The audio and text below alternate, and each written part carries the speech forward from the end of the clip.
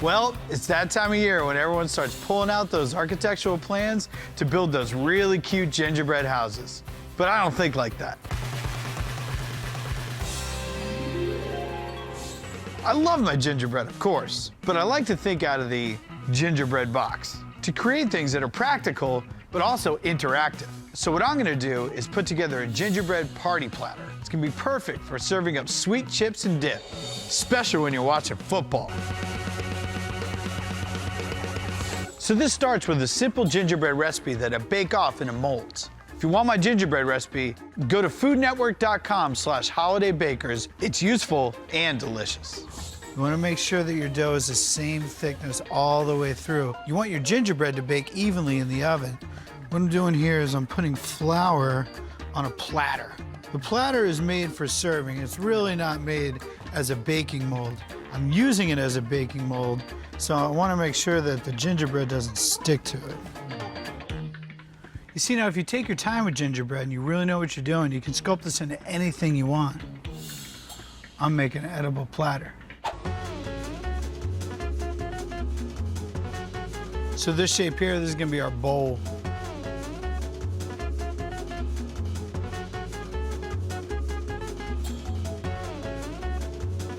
So I got my bowl and my platter. Now let's move on to the cinnamon spice chips. These are really easy. They're just tortilla chips. You're gonna chop them up, fry them up so they're nice and dark, and coat them in cinnamon and sugar. You wanna do this while they're hot. It makes the cinnamon sugar stick.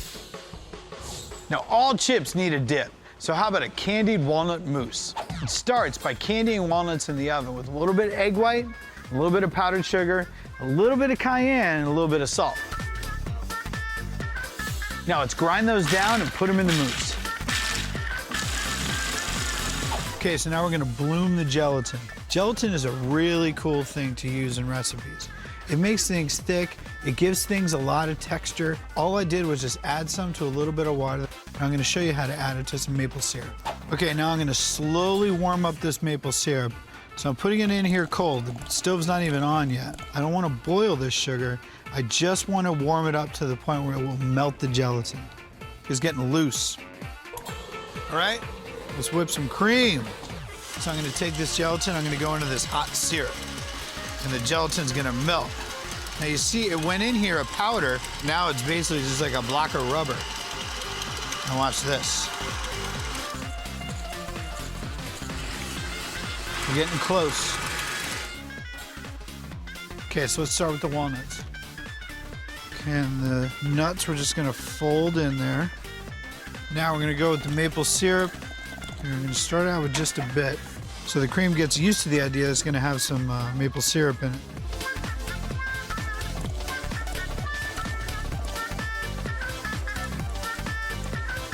So let's give it a gander. You know what that needs? Nothing. It's delicious. So now we have our chips, we have our dip, we have our bowl, and we have our platter. We just need something to hold it all together. My trick for royal icing is really simple. Pay attention. Royal icing is basically the glue that holds together any gingerbread project. So I'm just gonna put all this powdered sugar in here, and we're gonna add some egg whites. So we'll turn this on. Okay, and then we're gonna add just a bit. Let's see what happens. Oh, it's starting, look, see, it's starting to mix up.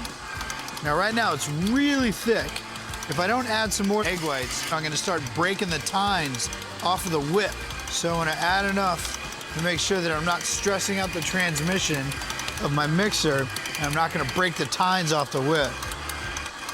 So I wanna add some more. There we go. That's the sound you're looking for. Look at that royal icing. That is some quality royal icing.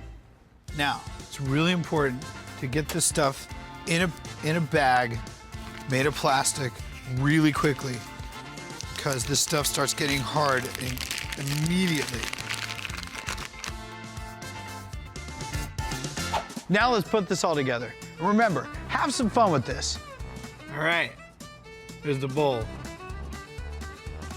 Creativity counts for a lot. Fun counts for more. Get that stuff on there. Really have a good time decorating your platter. You're gonna get it all messy anyways. It's not like it's fine art. Have fun. Invite the kids. Remember, you want people to eat the chips and the dip, but also the bowl and the platter. Red, green. Don't put an orange one. This is really good.